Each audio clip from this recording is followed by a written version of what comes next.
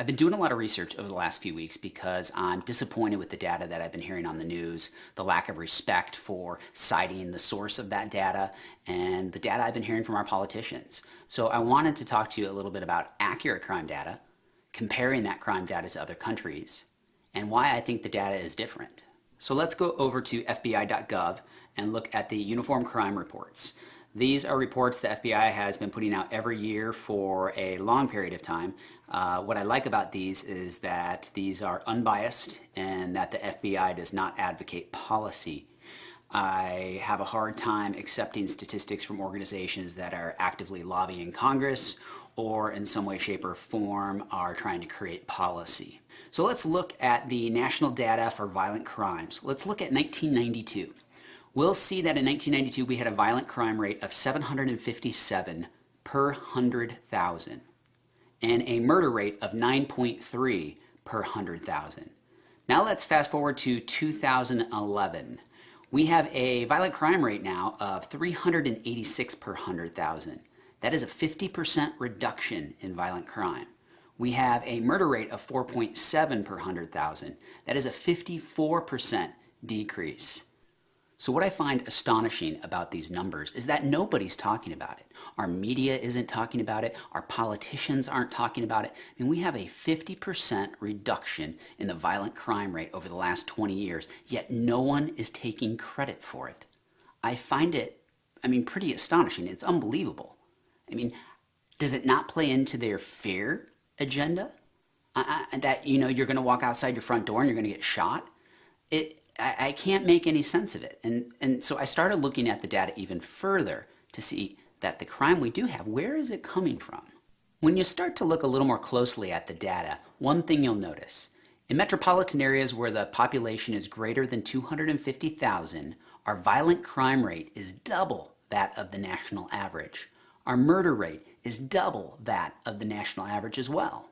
When looking at the data, you can pinpoint where the crime is coming from. You can dissect that data even further and look on a neighborhood level and see where the true trouble spots are. So I want to know, who's working on improving that?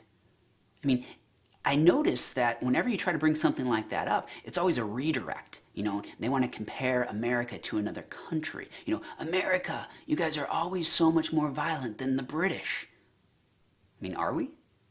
So let's go over and look at the Home Office. The Home Office keeps statistics that are comparable to the FBI. We're going to be looking at just England and Wales. Northern Ireland and Scotland keep their own crime stats, and those stats are slightly higher. So the England and Wales stats we're looking at will be just a little bit lower.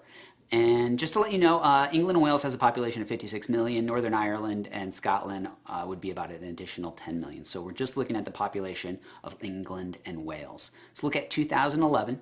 2011, England and Wales had 762,000 violent crime offenses. That is a ratio of 1,361 violent crimes per 100,000. That is 3.5 times the violent crime rate of the United States. England and Wales does have a murder rate of 1.3. That is lower than the United States, but I think it's important to also look at the overall violent crime. And this is something that you don't hear on the news because they want to pick and choose their stats that meets their agenda.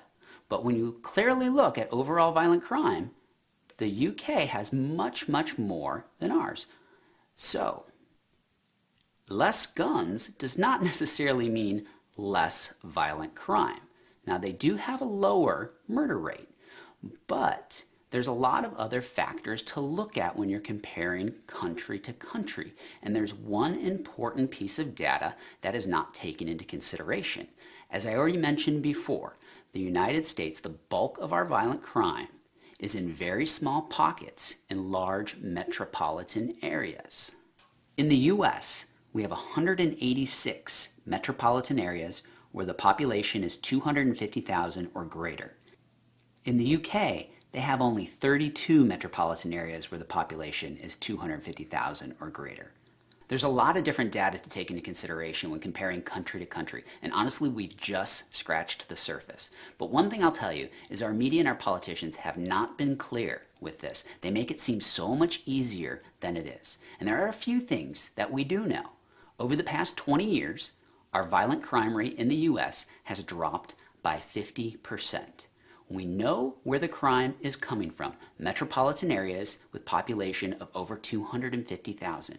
We know that the UK has a higher violent crime rate than us. And we also know that we have 6 times more large metropolitan areas than they do. All of those factors have to be considered. I feel like our media isn't being honest about this. They're using the public airwaves to spread their agenda and wrong information, Piers Morgan, as well as our politicians that are already introducing legislation before they even understand what the problem is, Dianne Feinstein. Did you know in 2011, out of the homicides that were caused by firearms, only 3.5% were caused by rifles, and the AR-15 is a subset of the rifle group. Way to pinpoint the problems.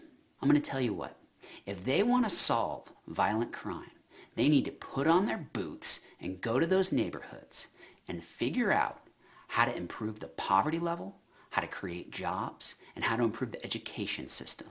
That is how you're going to reduce the violent crime in those neighborhoods.